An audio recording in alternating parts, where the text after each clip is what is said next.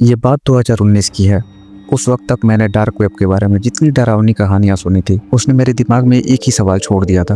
क्या सच में वहाँ उतना ही खतरा है जितना लोग बताते हैं? सब कहते थे कि अंदर सिर्फ स्कैम गाइड, डार्क मार्केट और वो चीज़ें मिलती है जिनका जिक्र करना भी अजीब सा लगता है। लेकिन मैंने खुद से सोचा, खुद देखता हूँ एक बार, और जो मैंने देखा उसने मुझे पूरी तरीके से बदल दिया। मैंने सोचा था कि डार्क वेब में जाने से पहले सबसे बड़ा खतरा क्या ही हो सकता है, पुलिस का या तो फिर कोई लीगल परेशानी हो सकती है। लेकिन सच्चाई ये थी कि असली डर स्क्रीन के उस पार था। उस रात जब सब सो चुके थे और घर में सिर्फ दीवारों पर पड़ती हल्की हल्की परछाइयाँ हिल रही थी, तब मुझे कॉलेज से पास आउट हुए कुछ ही टाइम हुआ था। और क्योंकि मैं कंप्यूटर साइंस बैकग्राउंड से था, तो मुझे इन सब चीज़ों की थोड़ी बहुत जानकारी पहले से थी। फिर मैंने ब्राउजिंग शुरू की। शुरुआत में सब नॉर्मल लग रहा था, लेकिन सिर्फ 2-3 घंटे के बाद ही मुझे ऐसा महसूस हुआ कि मैं कुछ ऐसा देख रहा हूँ जिसके लिए मेरा दिमाग बिल्कुल भी तैयार नहीं था। कभी कभी आपको पता नहीं होता है कि कौन सी वेबसाइट बस एक क्लिक दूर है और कौन सी आंखें आपके बस उस क्लिक का इंतज़ार कर रही हैं। उस रात जो मुझे मिला, उसने मेरे कमरे की खामोशी को और भी डरावना बना दिया। एक बात तो अब साफ हो गई थी कि डार्क वेब गूगल जैसा बिल्कुल भी नहीं है। ये एक अजीब सी विकिपीडिया की तरह है, जहाँ हर लिंक सिर्फ एक नंबर और एक अननोन टेक्स्ट से बना हुआ एक अननोन डोर है। और उस डोर के पीछे क्या हो सकता है, उसका कोई तरीका नहीं है जानने का, सिवाय इसके कि आप उसको क्लिक करें और खुद से उसमें एंटर होकर देखें। मैं अंदर ही अंदर ये सोच रहा था कि ये सब बोरिंग ही होगा, और शुरू में था भी। डेड साइटें, ब्रोकन पेजेस और ऐसी मार्केट्स जो ईबे की घटिया कॉपी जैसी लगती थी। सच कहूँ तो इतना कचरा देखकर मुझे लगा कि शायद मेरी रात बेकार ही जाने वाली है। लेकिन एक पल के लिए भी ये ख्याल नहीं आया था कि इस बोरियत के नीचे कुछ ऐसा छिपा हो सकता है जो धीरे धीरे मेरी क्यूरियोसिटी को डर में बदलने वाला है। और असली सस्पेंस यहाँ से शुरू हुआ, क्योंकि इन साधारण से दिखने वाले लिंक्स के पीछे कुछ भी हो सकता था। बस एक क्लिक और कहानी पूरी बदल सकती थी। और हुआ भी बिल्कुल ऐसा ही। एक लिंक के थ्रू मैं पहुँचा सीधा हथियारों के मार्केट में, जहाँ मिलिट्री ग्रेड के हथियार से लेकर बहुत अजीब तरह की सर्विसेज और बेसिक ड्रग्स भी। फिर मैं एक चैट रूम में गया, जहाँ मैंने लोगों का वो डार्क साइड देखा जिसके बारे में बस इतना कहूँगा कि वहाँ लोगों की मांगे और बातें ऐसी थी जिसको इमेजिन भी नहीं किया जा सकता। मैंने कभी इमेजिन नहीं किया था कि ऐसा भी हो सकता है। बहुत सारे लोग जो मेंटली बीमार लग रहे थे, क्योंकि उनकी डिमांड्स अजीब थी। कोई किसी को मारने की तो कोई किसी को टॉर्चर करने की, यहाँ तक कि बच्चों की गंदी वीडियोज़ की भी डिमांड्स चल रही थी।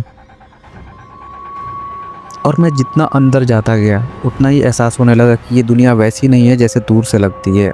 और फिर लगभग 2 घंटे की कंटिन्यू ब्राउजिंग के बाद मुझे वो साइट मिली जिसने सब कुछ बदल दिया। पहली नज़र में ये किसी अजीब सी धार्मिक कम्युनिटी या शायद किसी कल्ट जैसा लग रहा था।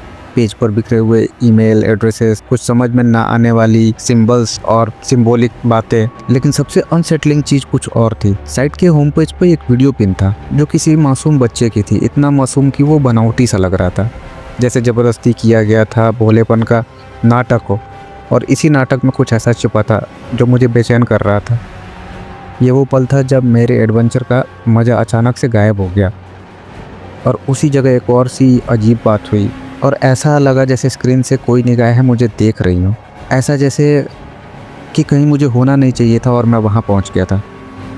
यहीं से सस्पेंस डर में बदल गया, क्योंकि पहली बार लगा कि मैं इस दुनिया को नहीं पढ़ पा रहा, ये दुनिया शायद मुझे पढ़ रही है। उस वेबसाइट की वीडियो को देखकर साफ पता लग रहा था कि जिसने भी उसे बनाया था, उसे इस बात की बिल्कुल भी परवाह नहीं थी कि लोग क्या सोचेंगे, क्योंकि क्वालिटी इतनी ख़राब थी कि मानो किसी पुराने सस्ते से कैमरे से रिकॉर्ड किया गया हो, शायद 2005-2010 के बीच के शुरुआती सालों में, और बहुत ही हड़बड़ी में रिकॉर्ड किया गया हो। उस वीडियो के शुरू होते ही एक धुंधला सा कमरा दिखा, रोशनी इतनी कम कि बस ऐसे शैडोज़ और इमेजेस ही दिखाई दे रही थी।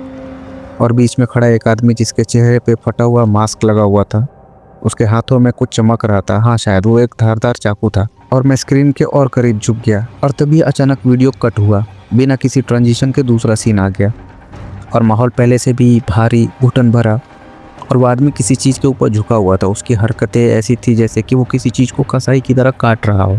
कुछ सेकंड बाद मेरी आंखें उस फ्रेम की आदत डालने लगी थी, और तभी मुझे एहसास हुआ कि जो चीज़ ज़मीन पर पड़ी थी उसे किसी भारी भरकम कपड़ों की कई परतों में कसकर लपेट रखा था।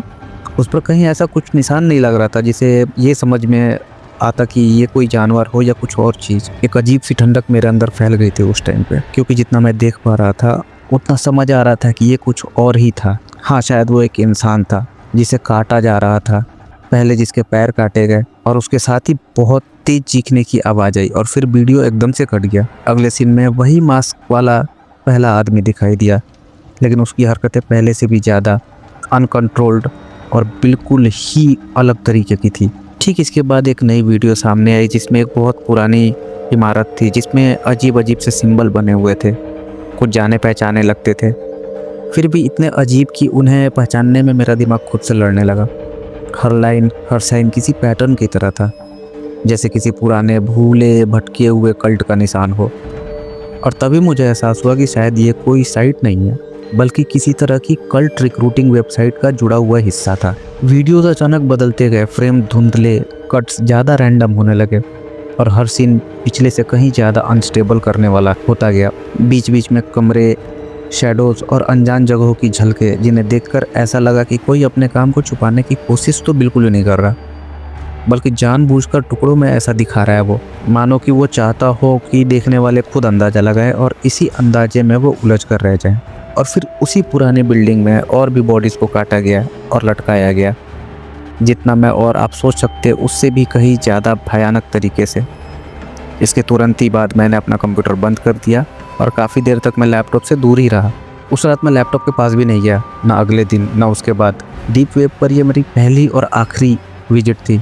मैंने इसे कभी दोबारा छूने की हिम्मत नहीं की। कुछ दिन बाद जब मैंने अपने लैपटॉप को ऑन किया, उस साइट के बुकमार्क्स में मुझे एक ऐसा लिंक मिला जो मैंने कभी सेव नहीं किया था अपने लैपटॉप पे। और उस पल मुझे पहली बार एहसास हुआ कि शायद डीप वेब से बाहर मैं तो आ गया हूँ, लेकिन वो जगह मुझसे अभी भी बाहर नहीं आई।